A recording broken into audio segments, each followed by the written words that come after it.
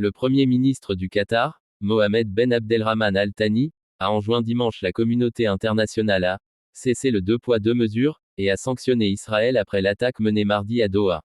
Ces déclarations interviennent la veille d'un sommet entre dirigeants de pays arabes et musulmans dans la capitale qatari. À la veille d'un sommet de dirigeants arabes et musulmans destiné à condamner les frappes israéliennes sur Doha, le Qatar a exhorté, dimanche 14 septembre, la communauté internationale à arrêter le deux poids deux mesures avec Israël. Cette réunion survient alors que le secrétaire d'État américain Mark Rubio est en visite à Jérusalem pour soutenir Israël, allié des États-Unis, avant la reconnaissance prochaine par plusieurs pays d'un État palestinien lors de l'Assemblée générale de l'ONU. Le temps est venu pour la communauté internationale de cesser le deux poids deux mesures et de punir Israël pour tous les crimes qu'il a commis, a déclaré le Premier ministre du Qatar, Mohamed Ben Abdelrahman Al Thani, lors d'une réunion de préparation du sommet de Doha. À lire aussi frappe au Qatar, Netanyahou repousse les limites dans sa guerre contre le Hamas. Israël doit savoir que la guerre d'extermination en cours à laquelle notre peuple palestinien frère est soumis, et dont l'objectif est de les expulser de leur territoire, ne fonctionnera pas, a-t-il ajouté.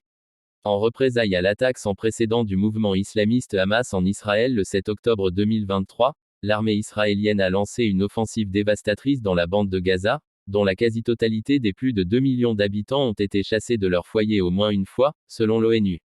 Selon le porte-parole du ministère des Affaires étrangères qatari Majed Al-Ansari, un projet de résolution sur l'attaque israélienne contre le Qatar sera examiné lors de la réunion. Le président palestinien Mahmoud Abbas est arrivé dimanche à Doha. Sont aussi attendus le président iranien Massoud Pezeshkian ainsi que le premier ministre irakien Mohamed Shia al-Soudani. Le président turc Recep Tayyip Erdogan doit également participer à la réunion. Reste à savoir si le prince héritier et dirigeant de facto d'Arabie Saoudite, Mohamed Ben Salman, fera le déplacement, alors qu'il s'est déjà rendu au Qatar cette semaine en solidarité avec son voisin. Cette réunion, un test décisif. L'attaque israélienne, qui visait des responsables du Hamas, a été menée contre un complexe résidentiel à Doha, capitale du pays médiateur dans les négociations en vue d'un cessez-le-feu dans la bande de Gaza. Les frappes israéliennes ont tué 5 membres du mouvement palestinien et un membre des forces de sécurité qatari, mais le mouvement islamiste a dit que les responsables visés avaient survécu.